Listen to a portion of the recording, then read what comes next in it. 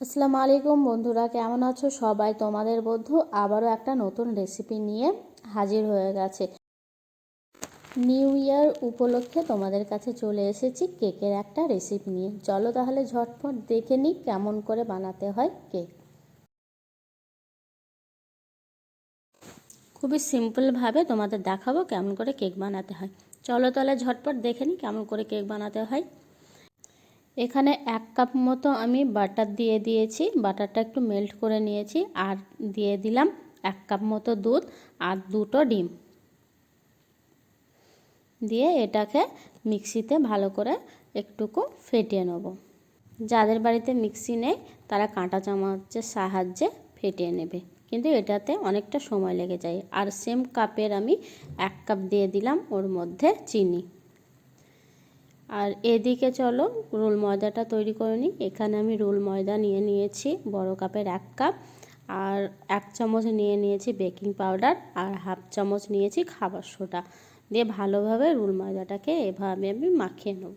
Butter, দুধ ও চিনি যে মিশ্রণটা আমরা বানিয়েছিলাম ওটা রেডি হয়ে গেছে। এবার ওর মধ্যে একটু একটু করে আমরা ময়দার মিশ্রণটা দিয়ে দেবো। রোল ময়দাটা একসঙ্গে দেবে না, একটু একটু করে দেবে। একসঙ্গে দিলে এর মধ্যে লাম্পস পড়ে যাবে। এইভাবে গোল গোল করে আমরা ফেটে নেব। একটু সময় ধরে ফাটাবো। কন্টিনিউ এটাকে আমরা 10 মিনিট মতো এইভাবে ফাটাবো। ফাটানো হয়ে গেছে। যেহেতু আমি অরেঞ্জ ফ্লেভার কেক বানাচ্ছি ওই জন্য 2টো কমলা লেবুর খোসা এইভাবে আমি একটুকু চেষে নেব। তোমরাও ঠিক এইভাবে একটুকু করে নেবে। দেখবে সাদা অংশটা যাতে না পড়ে, এইভাবে শুধু অরেঞ্জ অংশটাই তোমরা দেবে।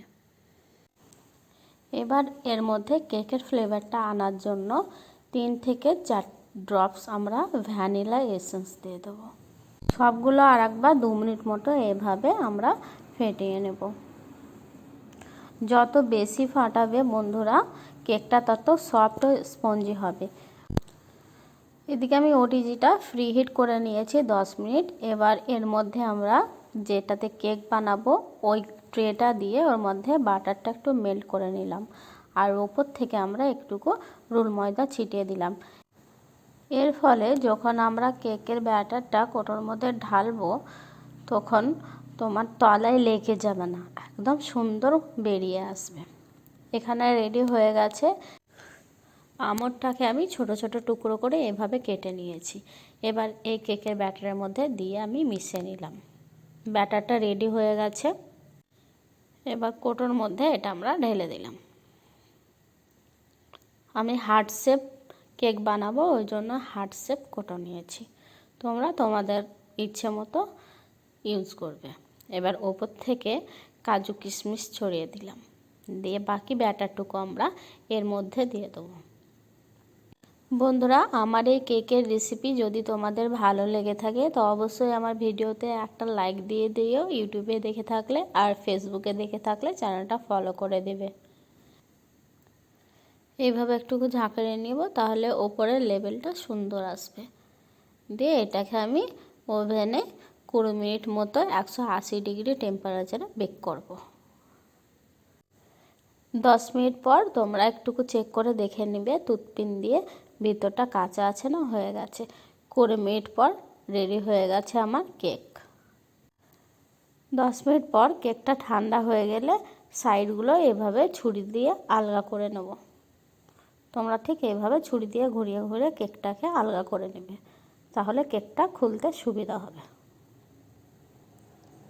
দেখো কি সুন্দর কেকটা বেরিয়ে এসছে।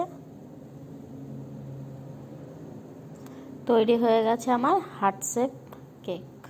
নিউ ইয়ারে সবাই বাড়িতে বানিয়ে সেলিব্রেট করো।